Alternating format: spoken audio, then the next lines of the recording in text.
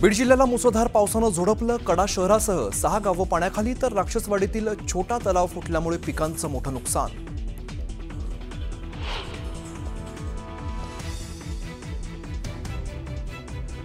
बीडच्या आष्टीत ढगफुटी सदृश पाऊस। कडा परिसरातील 6 गावांना पाण्याचा वेढा। पूरग्रस्तांची हेलिकॉप्टरने सुटका।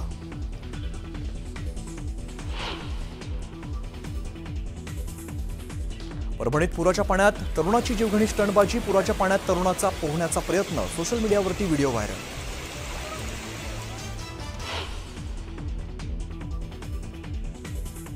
नाशिकमध्ये शेतकऱ्यांच्या प्रश्नांवरती राष्ट्रवादी शरद पवार पक्षाचा भव्य मोर्चा। बैलगाड्या घेऊन हजारोंच्या संख्येने शेतकरी रस्त्यावर। सरकार विरोधात शेतकरी आक्रमक।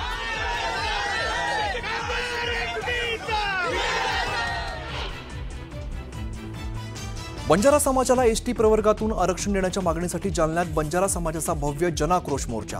आरक्षण मिळेपर्यंत लढा सुरूच राहणार असल्याचा इशारा।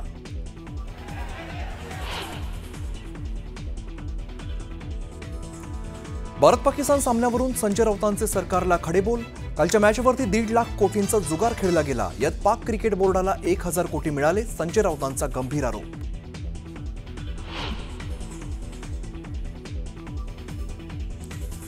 पाकिस्तानबरोबर खेळणं हाच अपराध आणि देशद्रोह। तर पाकला घरात घुसून मारण्याची वेळ आली तेव्हा माघार घेतली। संजय राऊतांचा भाजपावर गंभीर आरोप।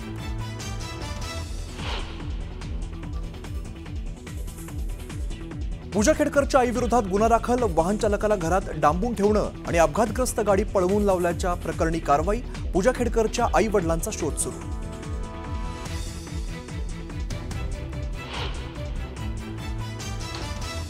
नवरात्रोत्सवानंतर मनसे अध्यक्ष राज ठाकरे करणार रत्नागिरी जिल्ह्याचा दौरा। रत्नागिरीला मिळणार नवा जिल्हाध्यक्ष।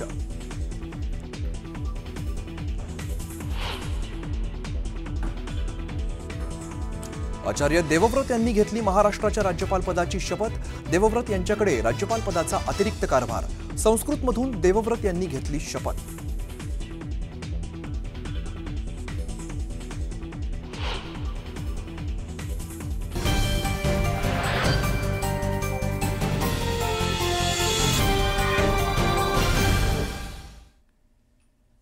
दुपारच्या बातम्यांमध्ये सगळ्यांचं स्वागत। नमस्कार, मी अमित कदरे। पहिली मोठी बातमी आपण बीडमधून बघूया। बीडच्या आष्टी शहरात ढगफुटी सदृश झालेला पाऊस झाला आणि पाटसरा गावातील शेत तलाव फुटल्यामुळे 5 ते 7 एकर जमीन वाहून गेलेली आहे। 2 विहिरी, 4 बोरवेल आणि काढणीला आलेल्या सोयाबीन पिकाचं यात प्रचंड नुकसान झालेलं आहे। तात्काळ पंचनामे करत नुकसान भरपाई द्यावी अशी मागणी शेतकऱ्यांनी केली आहे। तर आष्टी तालुक्यातील कडा परिसरातील 6 गावांना पुराच्या पाण्यानं वेढा दिलेला आहे। या पूरस्थितीमुळे एनडीआरएफ आणि भारतीय सैन्य मदतीसाठी बोलवण्यात आलं आहे। अनेक घरांमध्ये पाणी शिरल्यामुळे यात मोठं नुकसान झालंय। 2 दृश्य समोर आहेत। एकीकडे शेततलाव फुटल्यामुळे जमीन पूर्णपणे खरडून गेलेली आहे, वाहून गेलेली आहे। दुसरीकडे आपण बघतोय कडा परिसरामध्ये सुद्धा 6 गावांना पाण्याचा वेढा बसलेला आहे। त्यामुळे जनजीवन जे आहे ते पुरतं विस्कळीत झालंय।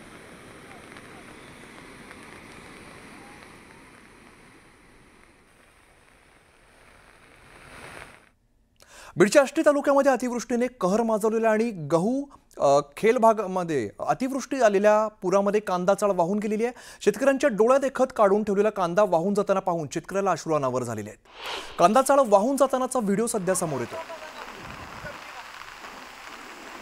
तर बीडमध्ये पावसाचा कहर बघायला मिळतो। आष्टी तालुक्यात अतिवृष्टीमुळे हाहाकार माजवलेला आहे। मोठ्या प्रमाणात पाण्याची पातळी वाढली आहे आणि आपण दृश्यांमध्ये बघू शकतो पाण्याचा प्रवाह अतिशय वेगाने वाहताना आपल्याला बघायला मिळतो। त्यामुळे शेतीचं मोठं नुकसान झालेलं आहे। अनेक घरांचं यात मोठं नुकसान झालेलं आहे। कांदा चाळ पुराच्या पाण्यामध्ये वाहून गेलेली आहे।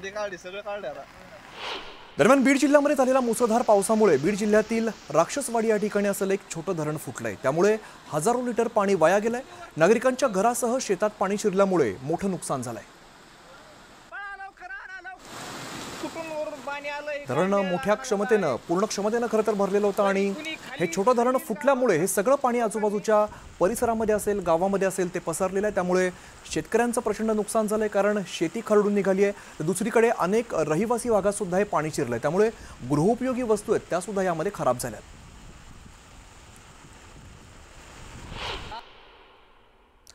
बीड जिल्ह्यात जोरदार पावसामुळे प्रमुख प्रकल्प असलेल्या माजलगाव प्रकल्पातून हजारो क्युसेक पाण्याचा विसर्ग सुरू करण्यात आला आहे। माजलगाव धरणाचे 11 दरवाजे उघडण्यात आलेत। तर पाण्याची आवक वाढल्याचं पाहता विसर्ग आणखीन वाढवला जाण्याचा अंदाज वर्तवला जातोय।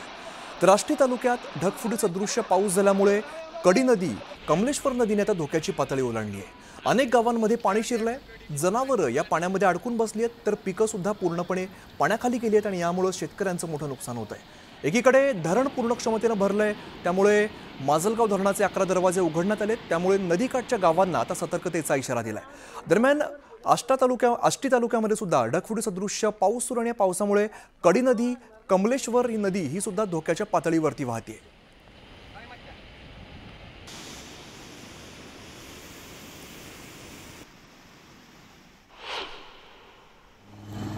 तर बीडच्या आष्टी शहरामध्ये ढगफुटी सदृश्य झालेला पाऊस झालेला आहे आणि पाटसरा गावातील शेततलाव फुटल्यामुळे 5 ते 7 एकर जमीन वाहून गेलेली आहे। आष्टी तालुक्यातील कडा परिसरातील 6 गावांना या पुराचा फटका बसलाय। पुराच्या पाण्यानं वेढा दिलेला आहे, तर कडा परिसरातील पूरग्रस्तांची या हेलिकॉप्टरच्या माध्यमातून सुटका करण्यात येते। अडकलेल्या नागरिकांची आमदार सुरेश धस यांनी सुटका केली आहे। पाण्याची पातळी इतकी वाढली की मदतीसाठी हेलिकॉप्टर बोलवावं लागले, त्यातून रेस्क्यू करण्यात आलेला आहे। आष्टीमध्ये अक्षरशः ढगफुटी सदृश्य पाऊस झालेला आहे आणि अगदी कमी वेळामध्ये पाण्याची पातळी चांगलीच वाढली, त्यामुळे नागरिकांना मोठ्या प्रमाणात नुकसान सहन करावं लागतंय। अगदी हातातोंडाशी आलेला शेतीचा घास सुद्धा यामध्ये वाहून गेल्याचं चित्र आहे, त्यामुळे या हेलिकॉप्टरच्या माध्यमातून या नागरिकांचा रेस्क्यू करण्यात आला आहे। इकडे अहिल्यानगर पाथर्डी तालुक्यात सोमवारी मध्यरात्रीनंतर जोरदार ढगफुटी झाली आणि ज्यामुळे जनजीवन मोठ्या प्रमाणात विस्कळीत झालेलं आहे। रात्री सुमारे 3 वाजण्याच्या सुमारास अचानक पावसाने जोर धरला आणि विशेषतः तालुक्याच्या पश्चिम भागात मुसळधार पाऊस कोसळतोय, त्यामुळे करंजी असेल, मढी या सगळ्या गावांचा संपर्क पूर्णपणे तुटलेला आहे। नागरिकांना अत्यंत अडचणीत इकडनं ये जा करावी लागते, अडचणींचा सामना करावा लागतोय। अनेक ठिकाणी घरांमध्ये सुद्धा पाणी शिरल्यामुळे या नागरिकांना झाडावर किंवा अगदी उंच ठिकाणी आसरा घ्यावा लागतोय। आणि सगळ्यात धक्कादायक घटना म्हणजे पाण्याचा प्रचंड प्रवाहामध्ये अनेक जनावरं वाहून गेल्याची माहिती सध्या समोर येते। राष्ट्रीय आणि राज्य महामार्गांवरील वाहतूक सुद्धा त्यामुळे पूर्णपणे ठप्प झाली आहे। या मोठ्या प्रवाहामध्ये अनेक घरांमध्ये पाणी शिरलेलं आहे, त्यामुळे घरगुती साहित्याचं तर नुकसान झालंय, मात्र अनेक लोकांना आजूबाजूच्या झाडांवर किंवा उंच ठिकाणचा आसरा घ्यावा लागतोय, कारण पाण्याची पातळी चांगलीच वाढलेली आहे। इकडच्या प्रत्येक शेतामध्ये मोठ्या प्रमाणात पाणी साठल्याचं आपण बघतोय।